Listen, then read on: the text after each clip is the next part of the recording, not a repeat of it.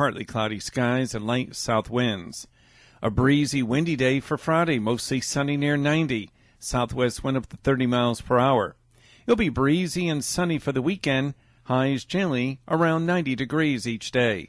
Jonesboro, that's your KLEK 102.5 FM weather. From Feature Story News in London, I'm Ollie Barrett. Israel's launched its biggest assault on Iranian military targets in Syria since the start of that country's civil war. At least 32 people are reported dead after a dam burst in western Kenya. President Trump has welcomed 3 Americans freed from jail sentences by North Korea back to the US, and the UK government's apologised for what it calls the appalling treatment of a Libyan opposition figure and his wife after they were captured by forces loyal to Colonel Gaddafi in 2004. It's 9:01. Community Conversations is brought to you by Arkansas Early Learning, offering no-cost childcare in Jonesboro and Northeast Arkansas. Applications at arearlylearning.org. Arkansas Early Learning is a nonprofit organization. KLEK LP Jonesboro, the voice of Arkansas Minority Advocacy Council. It's now time for Community Conversations, a program focusing on the people working to make the Jonesboro community a better place, while offering viewpoints from all sides of the issues. The views expressed in this program are those of the participants and do not necessarily reflect the views of KLEK 102.5 FM, the voice of Arkansas Minority Advocacy Council, or our underwriters or sponsors. Good morning, everyone, and happy Thursday to you. I almost lost my train of thought. I hope that everyone is having a great start to their day. If not, I hope that you're making plans to make today great. You're tuned in to Community Conversations on KLEK 102.5 FM. I'm your host, Quabila Jones, and my very special guest today is Mr. Charleston Girley, M.B.A., which means Master's in Business Administration. Yes. All right. I am so excited to have him here today. He is the author of a book called The Black Accountant, and we're going to get into the book more, and he has a wonderful backstory. The book is so much more about than the book is so much more than accounting. It's about his life. So I hope that you are inspired by his story. So let me get right into that. All right. So let's see. Mr. Girley walked onto the ASU football team in 2011. He ended up earning a full scholarship in 2013. He has won 4 Sun Belt Conference championships and been to 4 bowl games. He received his bachelor's degree in accounting in May 2015 and master's degree in business administration in May 2017. Upon graduation, he received an accounting job with Nitrogen Solutions, where he's currently works a year later. So you're still working there now. Okay. And they're located here in Jonesboro. And now he just published his first book called The Black Accountant, which covers his entire life story from birth to now. It speaks about the trials and tribulations and how he used those things in an effort to live his best life. All right. And so he's currently setting up a scholarship fund for walk-ons for ASU football team. So that's wonderful. We're definitely going to get more into that conversation.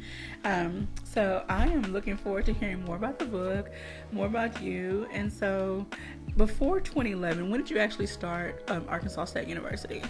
So my freshman year at Arkansas State University was fall of 2011. Okay. That was actually my freshman year. Okay. And so then, what got you interested in football? Did you play football in high school? So I played football growing up maybe about 4 or 5 years old, and I played junior high and high school. And actually in high school, I started getting into the recruiting process, and I had a dream and a goal to play Division I football. And so going into my senior year, wasn't able to get maybe some of the offers that I desired.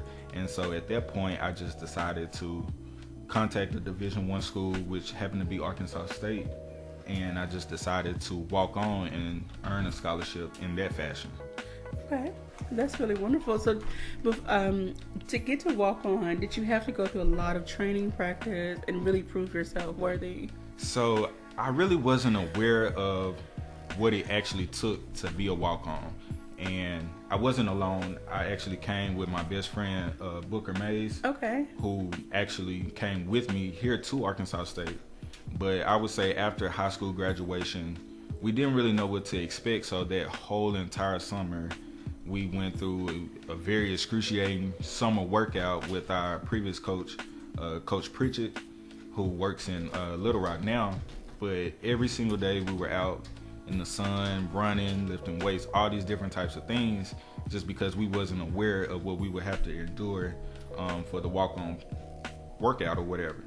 So then the fall comes, and we actually did the little workout to get onto the team, and it was actually, I wouldn't say that it was easy, but it wasn't what we expected. And so we just had to do a few drills, show our speed, different things like that. And at that point, they contacted us, told us that we would be on the football team. Now, with that being said, it's one thing just being on the football team, but my goal was to actually play and actually start. So that transpired into a whole nother journey that we can talk about later, because it's one of the chapters in the book. All right, so let's get into, you finished all of your degrees, and now I'm going to write a book. So how did this process start for you? It definitely didn't start by me just waking up one day saying that I was going to write a book. So I would say last year around fall, I was talking to another one of my good friends, Tevin Tyson, who I grew up with, and he was just telling me, hey, you should read books from time to time just to increase your intellect and things of that nature. So the first book that I actually read was Black Privilege by Charleston the God. And I absolutely fell in love with the book. And towards the end, finishing that book, I was like, maybe when I'm 50 or 60 years old, I'll write a book. And I just kind of left it alone. Well, at that point, I thought that I had life figured out. I was in a relationship. I had a job, different things like this. So I was, as any young person, you're planning your future, doing all these different things. Well, the relationship ended, and I really took that really, really hard. And so I fell into a depression state. And I was drinking every single day. I just couldn't get myself out of a hole that I had fallen in. So one of my cousins, Larry Dawson, he's a therapist, and so he was basically talking to me every single day. And while the talks were helping, I still couldn't get out of that hole that I was in. I was still drinking, losing weight, all these different things. I just couldn't recognize who I was. And so he told me, in order to get yourself out of the hole, you need to do something that you really love. Well, at this point, I had been in college and all of these different things, so I really didn't know what it was that I truly loved. I didn't really know what my passion was. So I started thinking back into my childhood. Well, in my childhood, one of the things that I never told anybody or talked about, but one of the things I did, I used to write little small stories after I watched cartoon shows or things like that. And I would just write little stories. So I told myself, okay, well, just write a letter to yourself. Put all of your emotions, all of your feelings into this letter. So I'm writing a letter, and next thing I know, the letter is getting longer and longer.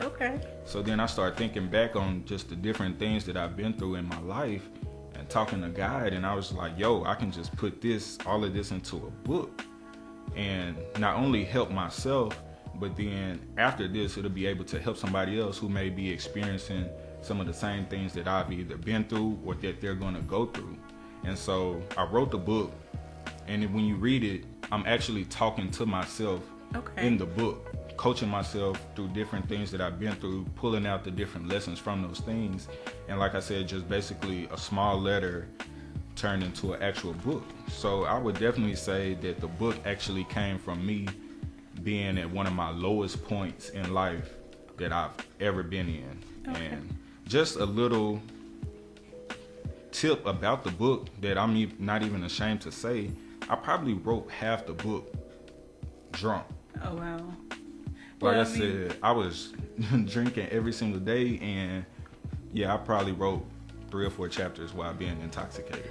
But, we hear stories. I'm into literature, especially the older classical literature. And a lot of those writers were intoxicated or on some type of drugs or something. There are some that admitted, they feel they wrote some of their best work under the influence. So, but you can take that, you can still take something from that and hopefully encourage someone else not to necessarily follow that same path. It worked for you for that moment, but now that you have matured a little more, you realize that's not something I want to do again, or Definitely. you can use that as a talking point when you're speaking to other young individuals. I want to go ahead and get into the book and start going through the chapters. So there's a dedication. I see part of it's to your parents. Want to give definitely shout out to your parents. Definitely shout out to my father, Charles Girley Sr., and my mother, Pamela Girley. One of the biggest gifts that I've ever been blessed with in life is my parents. Everything that I talk about in the book, they've definitely been there every single step of the way. And so God definitely did his thing with that. That's amazing. And so I'm not going to read the introduction. We want people to get their hands on the book. And you can read the introduction for yourself. I'm planning on getting into it this weekend before classes start for the summer. So now that I can read for fun anyway. All right. And then also you've included letter to my past self. So is this the letter that you were speaking about earlier that you wrote when you were younger? I kind of went back and revised it, but the letter to my past self, so my birth name is Charleston, but I would say maybe in junior high, I just created a nickname called CJ. Okay. But if you know me, there's actually no J nowhere in my name. I was looking at that. So there's no J in my name, so basically I created a false identity where at the time I was just a child, so it really didn't seem like a big deal. Okay. But as time went on, I started to hide behind this facet that I created, where I was going about life as CJ, not as Charleston, who I really was. So the letter to my past self is just acknowledging that I wasn't being true to who I was. A lot of times I feel as us in life, we get away from who we truly are to try to please others, try to go off what society deems that we should do. And it's just a letter to my past self saying, while I apologize to myself about doing that, I still hold myself accountable because nobody forced me to do that. And so that's basically the letter to my past self. All right. And so now we get into chapter 120. As you mentioned off air, you have a twin brother. Yes. Where does he live? So my twin brother, Charles Girley Jr., he lives in Pine Bluff with my parents. Okay. But when we were little, he contracted a disease called meningitis, and it affects your hearing and different things of that nature. So he's partially deaf. So he attended the deaf school in Little Rock. Okay. But now he works with their work release program. Okay. So he works at Goodwill in Little Rock. That's awesome. All right, we want to say good morning to Dr. Karen McDaniels. The Good Morning Kabila in Charleston. Hi, Dr. McDaniels. Thank you so much for checking in. All right, so in the chapter 20, you mentioned that he was partially deaf and developed this disease. How did that affect you all growing up? You have a sibling, you have someone that's your best friend. However, they have some limitations. And then, again, there's the stigma that if something's wrong with you, society treats you differently because they think you're less capable when you have a certain disability. So tell us what it was like growing up with a brother that was different. I would say it definitely affected me in several ways. Having a twin is probably the most amazing thing ever, because when they say, do you feel what your twin feels, is absolutely true. Where we have this type of connection where it's unsurmountable, and I really can't even explain it.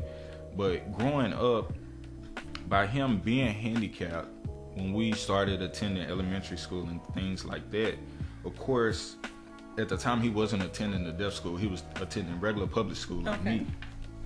So of course the regular classes weren't fit for his disability, so he attended resource classes.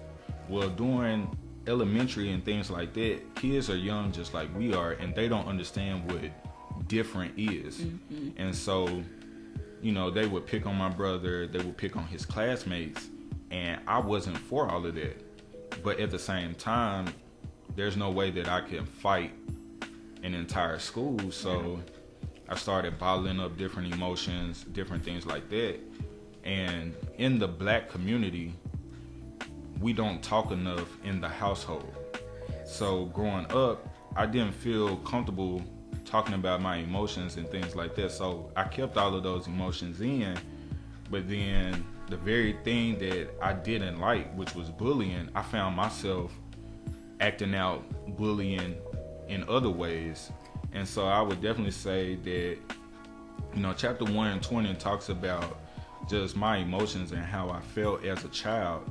Not that I was ashamed of my brother, but that I didn't know as a young boy how to handle all of these different things, because I'm so young. All I really want to do is play with my brother. I want to attend different things with him, but because of his disability, we couldn't do some of the things that I desired to do, and I didn't know how to cope with that as a young man. Wow, that's amazing. I can't wait to get into this book, and I'm not going to give anything away. You're going to get the book for yourself. So I'm trying not to read any excerpts, but we might have you read a little bit of something a little bit later on. Just to give them a little taste. And Dr. McDaniel says, I wouldn't miss hearing Charleston, great young man with such a big heart to help others. So thank you so much. Dr. McDaniel is a great professor. I enjoy all of her classes. I want to tell her definitely thank you for helping us make this connection. All right, so the next chapter is called The Walk On. Let's talk about that one. The Walk On. This is actually probably, if not the longest, one of the longest chapters in the book. Okay. So I love football, love playing it. And like I said, I decided to walk on. But when you walk on, the entire stigma is that you're just on the team. But one thing about me is I never settled. And just because I was on the team, I wasn't content with that. I wanted to start, I wanted to play, do all of these different things that anybody else could do. Okay. I didn't see myself as a walk-on being lesser than a scholarship player. Okay. I felt like I had the ability to do the exact same thing that they could do. The problem is that, number one, when you're a walk-on, you're already set behind the 8 ball. So my freshman year, of course, was my redshirt year. Worked out different things like that. So I started to grab the coach's attention, but I don't know if many people know, Arkansas State, between 2011 and 2014, we had a coaching change every single year. So Hugh Freeze was my coach my freshman year, and he left after the season. So a new coach came in, Coach Malzahn. And so basically for me, that meant I had to start over by grabbing the coach's attention once again. Wow. So I would say that spring, I ended up doing good and I grabbed his attention. But there's some rule out there where you have to be in school a certain amount of years in order to get a scholarship. So I couldn't get a scholarship that year. Now at the same time, my parents don't necessarily have the funds to be funding my schooling just out of pocket. So now I'm taking out loans, things like that. So I'm still trying to get on scholarships so I can take that burden off of my parents. And so then it became a recurring cycle where we'll work out, do good, then the coach would leave, have to start over once again. Wow. And it just became just a big adversity and just trying to learn how to push through it, how to stay the course, continue trusting in God, and just keep the faith through that entire process. Wow. All right. And I see that you have put a few little bullet points throughout the chapters, which were what you call teaching moments. Teaching moments. Wow. So the one moment you think you're on a high, then boom, something happens and you go back down to zero. That's what life is. At 1 minute you can be on the highest of the highs, and then the next minute you can experience the lowest of the lows. And so throughout the book I did do teaching moments to tell what I learned from whatever particular point that I wrote about in the book. And it's not necessarily that the same reader will pull that same point, but it's kind of just a guide of allowing the teaching moments to guide you as to what help me that could possibly help the reader. Okay. And one teaching moment I will share, it says it's not about how you start, but it's about how you finish. You can either start out on the bottom and finish at the top, or you can start at the top and finish on the bottom. The world is your oyster, so make the most of your opportunities. I really, really love that one. Yes. All right, so the next chapter is Wrecking Ball, and you included some pictures. Oh my goodness. Mm-hmm. You walked away from this. I walked away with just a scratch, just a small scratch on my hand. In the pictures, and I'm not going to show you because we want you to get the book, but you were in a very bad car accident. I was in 2 car wrecks. This is 2 separate incidents. It's 2 separate incidents. Oh my gosh. So the first one occurred while I would say my freshman year in college. Me and Booker, who was my roommate at the time, we were going back home to Pine Bluff for spring break. And I'm not even going to talk about the wreck, but we ended up having a really, really bad wreck. And I talk about what I felt like God wanted me to learn from that wreck, because like I said, if you look at the car and when you read about how the wreck occurred, either I was supposed to be dead or I was supposed to have some detrimental injuries that I would still experience today. But like I said, the only injury I have is just a small scratch on my hand. Wow. And as we get ready for break, I want to read this teaching moment. Never put value into perishable things. They soon perish away and hold no ultimate significance. Instead, put value into life because it is not replaceable. And with that, we're going to take our first break. Stay tuned. You're tuned in to Community Conversations on KLEK 102.5 FM, and we'll be right back after these announcements.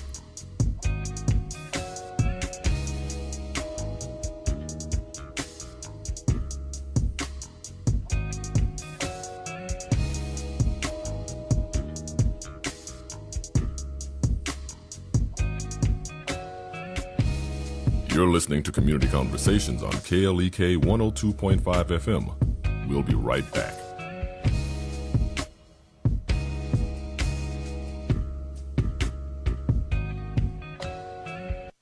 Is your teen preparing to leave home?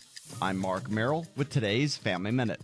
Over the past few years, I've watched all 5 of my kids grow up and head out into the world. Though I can't be with them as they journey into life after high school, I worked hard to prepare them. So, if your teen is about to leave the nest, be sure to share these 10 life skills with them. First, make sure they know some basic cooking skills. They'll be much better off knowing how to prepare a few simple, healthy dishes rather than eating out for every meal. Second, it's important for your child to know how to keep a budget and manage their money. Remember, your family first. Want to connect with Mark on Twitter? Follow him at twitter.com/Mark Merrill. The Family Minute with Mark Merrill, helping families love well. Family Minute is made possible by the Kappa Nu Omega chapter of Alpha Kappa Alpha Sorority Incorporated, a non-profit organization committed to service to all mankind. Kappa Nu Omega Alpha Kappa Alpha on Facebook and KNOMEGA1908.com. Family Minute is brought to you by the Gears Foundation, a nonprofit organization providing students with assistance in their academic and career pursuits. Gears Foundation on Facebook, Gears_Inc. on Instagram, and the Gears Foundation at gmail.com. Meineke of Jonesboro is now Starks Auto Service, a full-service auto repair and vehicle maintenance center, offering engine and transmission repair, brake service, tires, oil changes, and more, performed by ASE certified mechanics. The all-new Starks Auto Service, 2813 South Caraway Road in Jonesboro, 870-204-7112. Starks Auto Service, Jonesboro.com. Hey ladies, it's Nettie Jones, the girlfriend's therapist. I'm here with my girls, Elise Lyles and Brianna Hill, the Fab Squad. Hey! We're coming to Jonesboro, KLEK 102.5 FM. So tune in every Wednesday from 10 to 11 to Your Life with Nettie Jones. We're living it fabulously every day. You don't want to miss it. Tell a friend. Hello, I'm Officer Victoria Evans. I have always had a desire to help others in need and to be an example and role model to young women by encouraging them to never give up on their dreams. My dream was to become a police officer and to serve my community. In 2016, that dream became a reality, and it is the most rewarding experience of my life. Now I want to let you know about the same opportunity. The Jonesboro Police Department will conduct testing every month for patrol officers. Applications are available online at jonesboropolice.com or at the Police Department, 1001 South Caraway Road. The Jonesboro Police Department offers a competitive salary, health, and retirement benefits, top-of-the-line training, and most importantly, the chance to make a difference in the Jonesboro community. Join me in making Jonesboro a better place. The Jonesboro Police Department is an equal opportunity employer, and women and minorities are especially encouraged to apply. More information is available at 870-935-5657. The Jonesboro Alumni Chapter of Delta Sigma Theta Sorority Incorporated was established on June 28, 1997 by 13 dynamic women who accepted the challenge and honor of chartering the Jonesboro Alumni Chapter. Today, the chapter continues to impact the Jonesboro community by sponsoring programs such as the Sonia D. Williams Scholarship Breakfast, Back to School Bash, Disaster Preparedness, Delta Academy, Empower African Girls, and Autism Awareness. Our focus correlates with the national theme, uncompromising commitment to communities, service, leadership, empowerment. Our chapter supports Delta's 5-point programmatic thrusts: economic development, educational development, international awareness and involvement, physical and mental health, and political awareness and involvement. More information about the Jonesboro Alumni Chapter of Delta Sigma Theta Sorority Incorporated is available at www.jonesboroalumnidst.org or via email jonesboroalumni@live.com. The Epic Center, located at 1899 Hasbrook Road, County Road 333, is Jonesboro's newest venue for entertainment for the entire family. They offer an auditorium with theater-style seating for up to 1,100 guests, a large stage, professional lighting and sound, dressing rooms, concessions, and more. Available for weddings, concerts, pageants, birthday parties, showers, and more. Booking and other information is available at Epic Center Jonesboro on Facebook, epiccenterjonesboro.com, and at 870-530-5841. Did you know that KLEK 102.5 FM is a non-profit organization? Did you know that you can donate to KLEK 102.5 FM and your donation is tax deductible? Donations to non-profit organizations such as KLEK can reduce the amount of taxes you may owe the IRS or increase the amount of any potential tax refund. Support your KLEK today. You can donate by calling 870-277-1080, visiting our studio at 1411 Franklin Street in Jonesboro, or on our website www.klekfm.org. We at KLEK 102.5 FM are blessed and grateful for your support.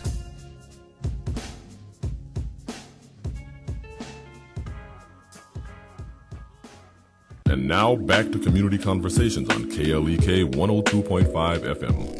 All right, welcome back to Community Conversations on KLEK 102.5 FM.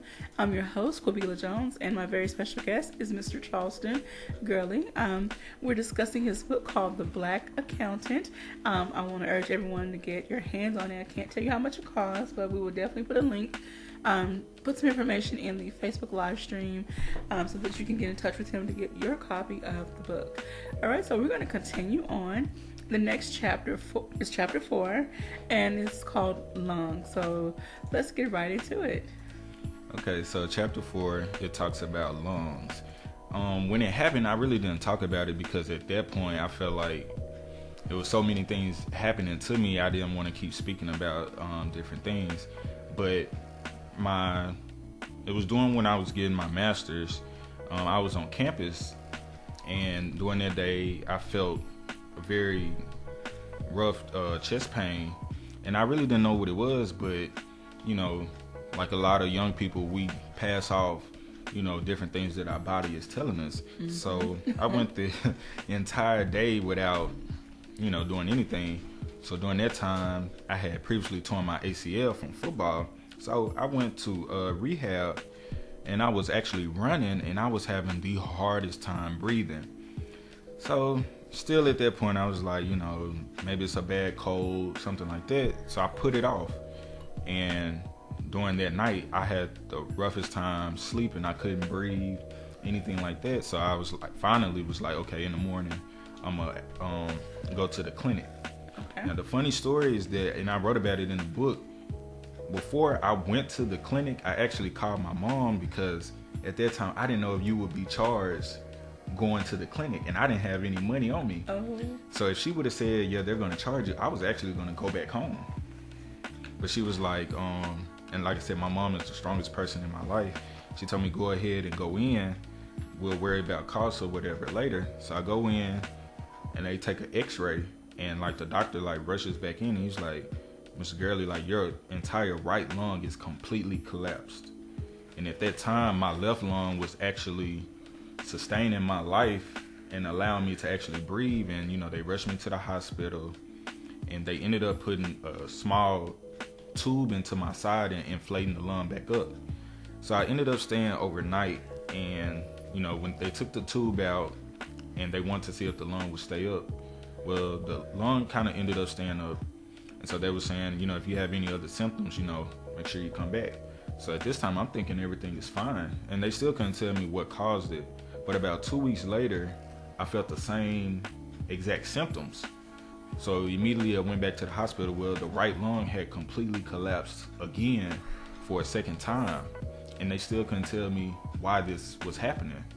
So now I'm confused as to why all of this happening. So I ended up having surgery where they call it plastering the lung to your side, but it's actually like gluing the lung so that it'll stay up. So I thought having the surgery, you know, would fix all of the problems, but I believe that whatever material they used to plaster the lung to my side, it caused kind of a reaction to my body, where after the surgery, I was in excruciating pain. But it was like maybe 2 or 3 in the morning, so there was no doctors on call. It was doctors on call, but they weren't in the hospital. So the pain medicine that they were giving me, it was the strongest that they had, but it wasn't subsiding the pain. And so I ended up being admitted into ICU.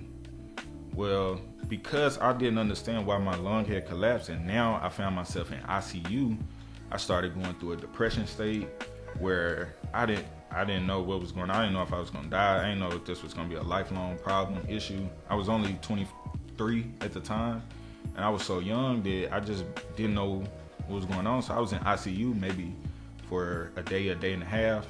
And what a lot of people don't know about ICU, while it's not jail, it's almost like solitary confinement. Yes. I was in a room by myself, strapped to a bed for 23 hours out of the day with no visitation. So, well, the only visitation would be like from nurses or whatever, and then my parents like would get like maybe an hour. So I was battling all types of mental issues, different things like that. And then when I got out of ICU, I probably lost maybe 15 or 20 pounds, and they were wanting me to kind of walk and different things like that, but I could only take like maybe 2 steps, and then I had to sit down and something. So I was still dealing with depression, still trying to pull myself out of that hole. And so chapter 4, it talks about all of those different things. Oh, wow. Okay. As I was skimming through, you know, you make mention of, you know, you're in college and you're having a great time. It's kind of one of the highlights of your life. Before this happened, it was Kappa Week, you know, and I'm not going to give away all the details, but you were on a high, you know, as you say in the book, and you talked about overcoming a torn ACL, and so things were seemingly going things were really on the up and up, and that's why I talk about it. Like, you could be at your highest point in life, and then you could be stripped down immediately, and you never see it coming. You know, at this point, have the doctors, you know, from that point to now, did they ever figure out what caused your lungs to collapse? To this day, they have never figured out what exactly caused the lung collapse. It was just, to them, it was just a freakish act. But to me, and I speak about it at the end, a lot of times we don't understand why something happens or the cause of it, but then the lesson from it is whatever God wants us to learn from that lesson. And I talk about the lesson that I learned from the entire scenario of what I felt God wanted me to understand from it, because, like I said, doctors and stuff, they're human just like us. So they don't have all the answers. But by me talking to God and me having that relationship with him, I was ultimately able to get my answer of at least why that happened. So even in the midst of, you said you were dealing with depression and other, emotional issues, you still had enough mindset to call on God and to say, okay, I don't know what's going on. I can't do this. I need some help. Well, the funny thing about that is I can't say that I just immediately called on God, but I will say God places people in our lives to help us until we can help ourselves. Okay. So in the hospital, I wasn't praying or anything, but my mom, she was in the hospital chapel every single day. Oh. Every single day she was in there praying literally 2 to 3 hours. So it was the strength of her prayers that allowed me to get on my feet. And then once I was on my feet, I was able to reflect back and then start working on my relationship with God. That's amazing. Thank God for Mama, a praying mother. I know many people can attest to that. All right, so chapter 5 is Lost Myself, part 1. Part 1. So part 1 talks about my drug abuse and drug addiction, where it started in high school, where just being young, just, trying to experience drinking, things like that. At the time, you don't really think that this can affect you in the long run. You're just being young, just experiencing. But what it does, it opens that door. Yeah. So now once that door is open, it's really hard to close it. So it went from drinking to experimenting with other different drugs that, you'll have to read the book to figure out what those were. But like I said, one door can lead to other doors being open. So chapter 5, part 1, where it talks about Lost Myself, I talk about just the different drug abuse that I was doing and how I was just lost, where when I would experience different problems or trials, I would resort back to the drugs, specifically the drinking, to cope with the problems. But like my mom always say, even when you come down from being drunk, or for other people, when you come down from being high, that problem is still there. And that's what I found out through my drug abuse. When I would try to get away from my problems from drinking, whenever I was sober up, problems would still be there. Mm-hmm. And so I talk about just losing myself, just not really knowing where to go. And so that's what part 1 talks about. I want to read one little bit. It says, it's hard to pinpoint when I exactly lost myself. As defined throughout this book, I've been in numerous situations that could transpire as a starting point. If I had to pick a time, I would say never. That's right. There's no exact time where I can pinpoint when I lost myself. Why? Because the truth of the matter is that I never truly found myself. That is very profound. Wow. And I'm sure that many people at some point in their life, they think okay, this is who I am, and boom, something happens in their life. Nope, that's not quite it. Or they think, oh, when I was 15, I lost who I was, and now that I'm 18 or now that I'm 25, I know who I am again. Nope, still not. You're still not there yet. So, I mean, everybody has their different perspective or their different opinions, but I truly believe that life is so up and down, and there's no blueprint to life, that while you can know yourself today, something can happen that will pull something different that you never knew about yourself tomorrow. Mm-hmm. So to say that you truly know all of you, that would mean that you're not living life. To live life is to constantly figure out who you are. Okay. Who you are at the age of 25 is not who you'll be at the age of 40. And I can attest to that, since I'm over 40, looking back over my life, no, I was not. I am not the same person. And I'm still, at this point, trying to find more of myself. So, but that's another story for another day. All right, so chapter 6 goes into Lost Myself, part 2.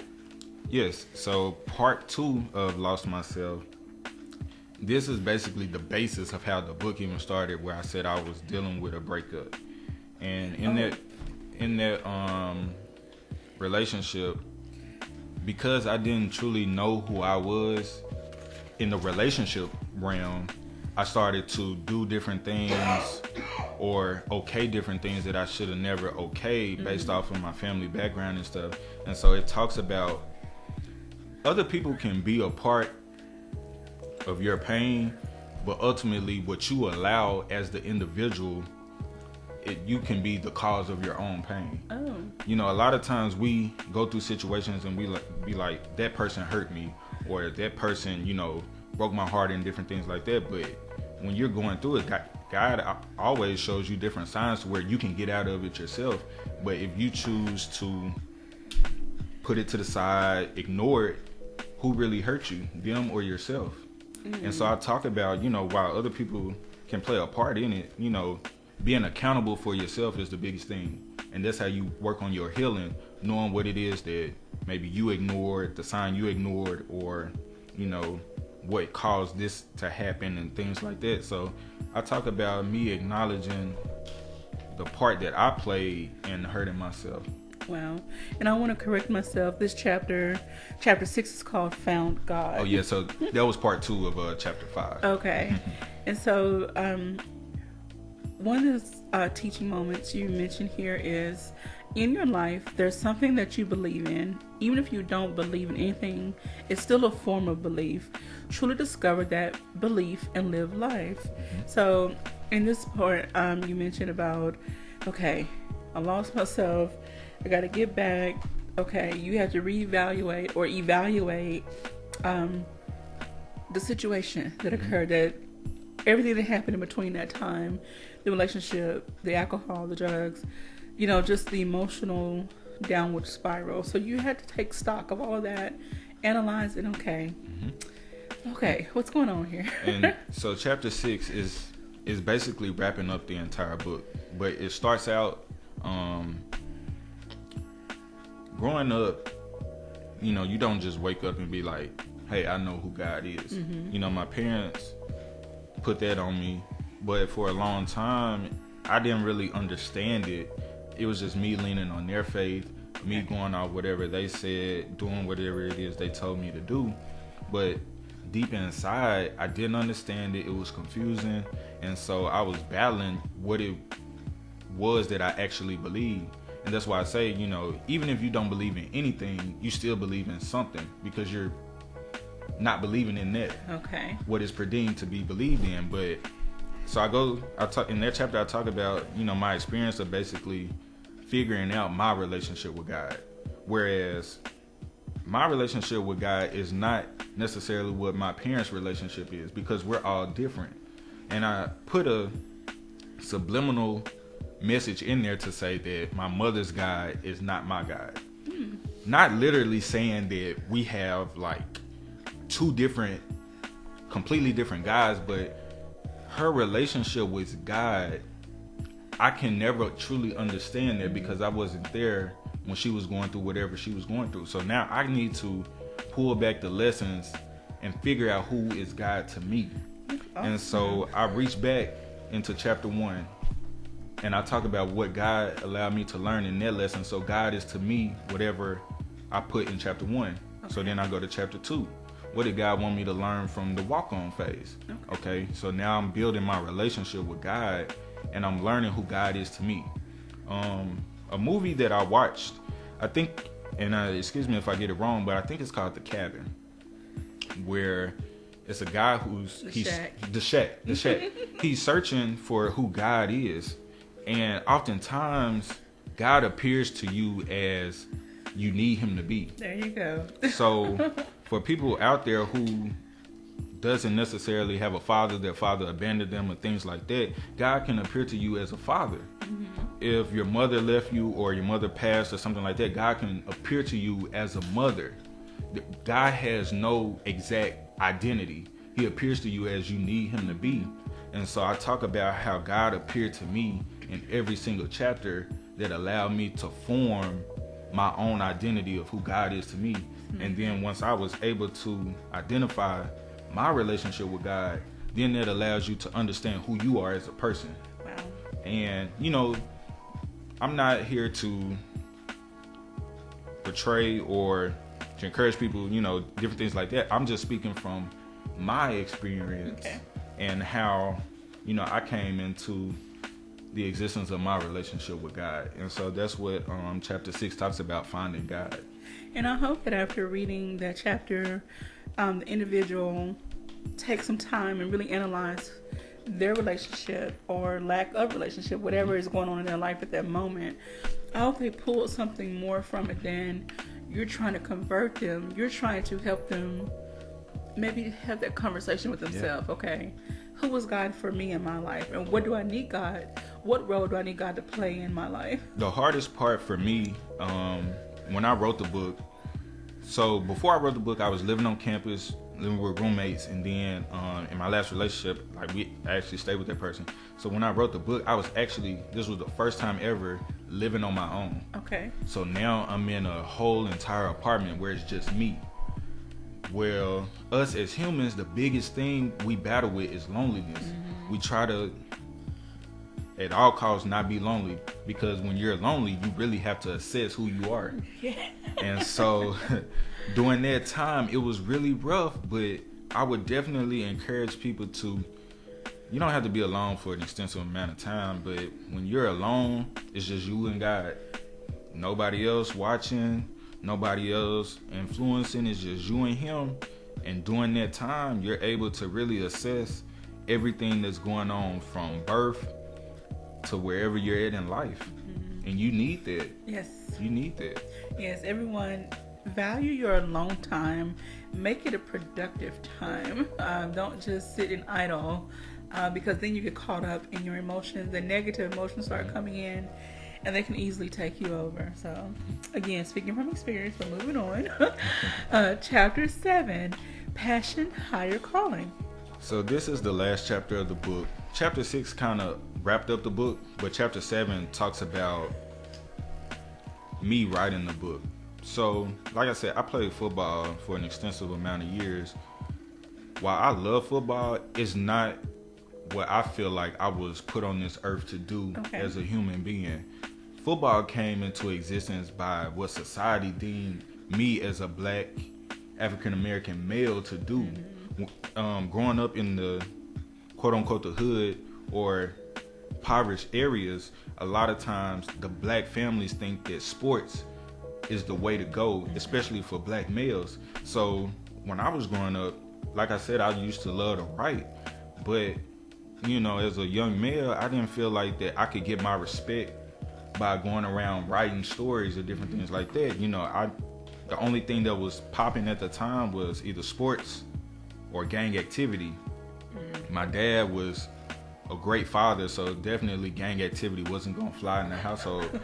So I leaned more to sports, where, like I said, I love sports, but that's not what I was put on this earth to do. Because if I was put on the earth to do that, I'd probably be in the NFL. I'm not in the NFL. So chapter 7 talks about how we need to identify more with what our passion is to live our best life.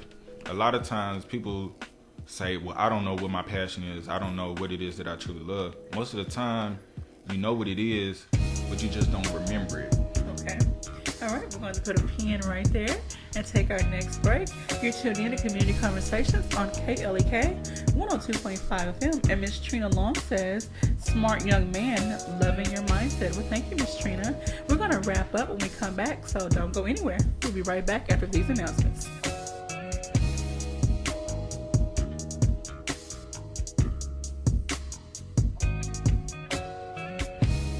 You're listening to Community Conversations on KLEK 102.5 FM. We'll be right back.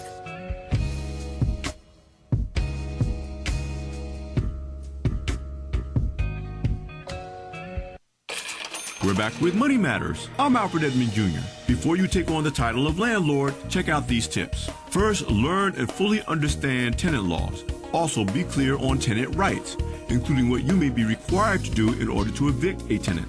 Depending on where you live, you may need a court order or more to forcibly evict a tenant even if they stop paying rent. Consult with your tax pro. When converting a home from a primary residence to rental property, your tax deductions will change and the rent you receive must be reported as income. Screen potential tenants thoroughly, including rental payment history.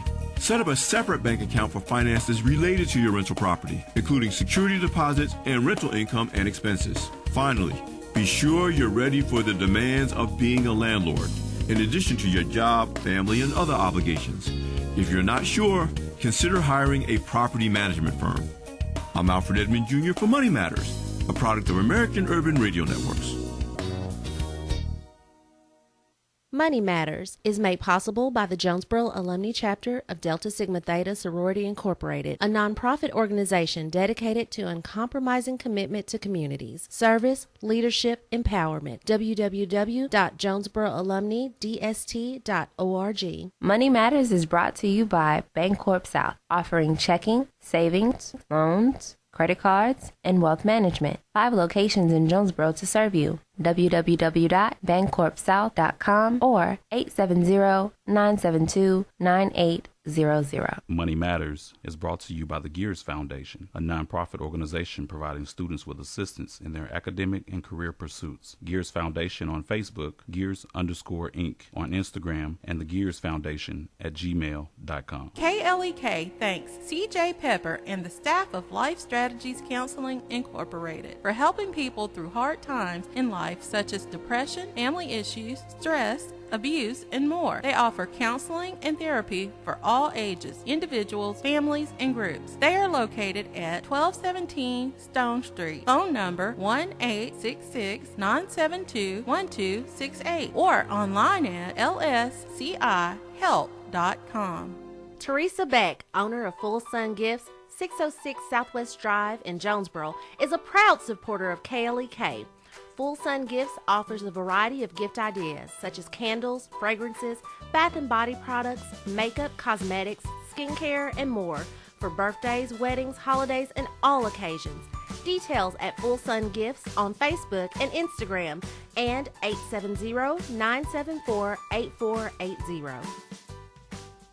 The Mu Omicron Lambda chapter of Alpha Phi Alpha Fraternity Incorporated was established on January 1st, 1977, originally serving Blytheville, Arkansas, and now serving Jonesboro, Blytheville, Osceola, Marion, and West Memphis, Arkansas. Today, the chapter continues to make an impact by focusing on Alpha's national community outreach initiatives such as My Brother's Keeper, A Voteless People is a Hopeless People, Go to High School, Go to College, Project Alpha, Boy Scouts, and the March of Dimes. The Mu Omicron Lambda chapter of Alpha Phi Alpha Fraternity Incorporated is committed to Alpha's mission of developing leaders, promoting brotherhood and academic excellence, while providing service and advocacy to the community. More information about the Mu Omicron Lambda chapter of Alpha Phi Alpha Fraternity Incorporated is available at MOL Alphas on Facebook or via email at molalphas@gmail.com. The McDaniel Law Firm, 400 South Main Street in Jonesboro, is a firm believer in justice and equality for the minority community. The McDaniel Law Firm has fought for our rights for over 44 years. The McDaniel Law Firm offers legal help for wrongful death as well as trucking and automobile accidents. Bobby and Brett McDaniel are available for a free consultation at 870-336-4747 or at www.mcdaniellawyers.com. House of Details, located at 3217 Herb Street, Suite C, is a proud supporter of KLEK, offering detailing on any type of vehicle: waxing, clear coat protection, basic wash, hand wash, shampoo, interior cleaning, buffering, headlight restoration, pickup, delivery, and more. With a motto of, anything mean, we can clean. Details available via Quentin Bogard at 870-273-5187. House of Details on Facebook and houseofdetailsjonesboro.com.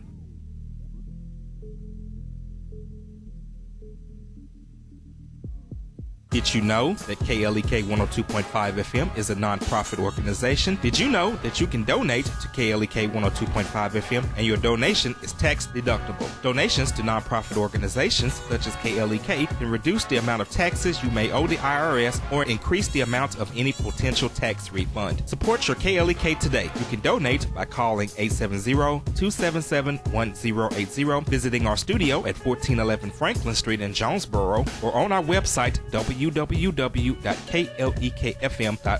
We at KLEK 102.5 FM are blessed and grateful for your support.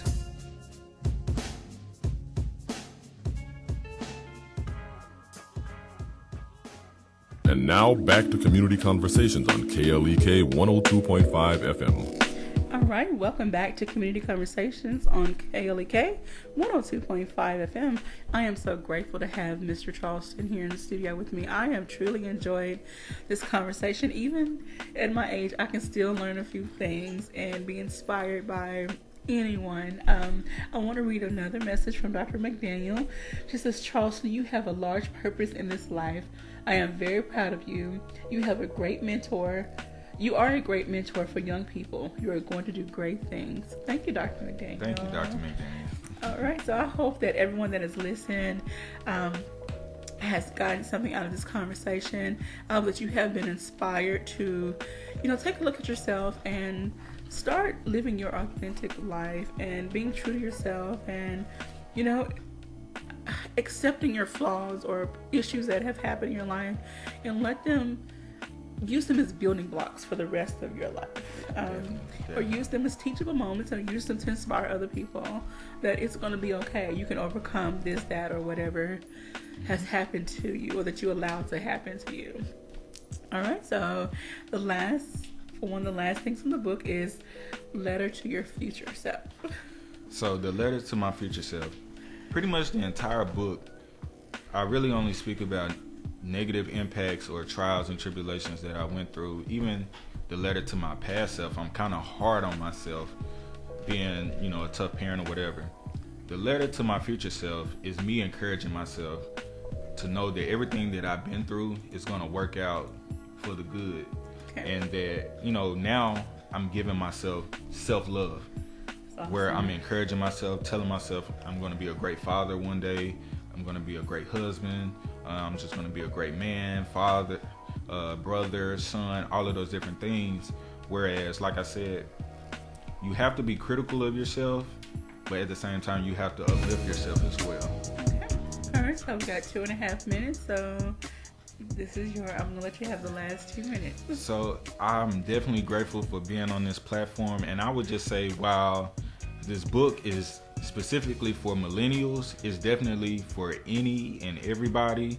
The book is very authentic, it's very raw, so you'll read some slang, you'll read all different types of things, but I'm being true to myself and who I am, and I would encourage anybody that's dealing with any type of insecurities or anything like that to read this book, to learn how to embrace those insecurities and trials in order to live your best life. You can purchase the book from my website, www.theblackaccountant.com, or you can purchase from me in person, or if you're in the Pine Bluff area, you can contact my parents and you can buy it from them. And we'll make sure to get the prices listed. We just can't say them over there. Don't want anybody to come for us saying we're advertising, but anyway, we would like you to get your hands on this book because there's an awesome story behind the book, and this young man is very awesome, and he's going places, and I can't wait to see where the next steps in your life take you. So we would definitely keep track and see what you're doing, and hopefully you will come back again and give us some updates on other projects that you may get your hands on. Definitely. So, and we just want to thank everyone for tuning in, for listening, supporting KLEK. Like I always say, I couldn't do what I do without you. So we thank you, everyone, for your support. As you know, May is Mental Health Awareness Month, among other social and health awareness issues. Tomorrow I will have Shamal Carter from Mid-South Health Systems here to talk about mental health awareness and some other things that he is putting together through his organization called Bridging the Family Gap. It's all about bringing awareness to mental health and getting the conversation started, especially within the Black community. So please tune in tomorrow morning at 9 a.m. for Mr. Shamal Carter on mental health awareness. So, and thank you, Mr. Charleston, for joining us today. Thank you. All right, everyone, have a blessed day. Make plans to make today great. And remember, it doesn't cost anything to be kind. Have a great day. Thank you for listening to Community Conversations on KLEK 102.5 FM, a program focusing on the people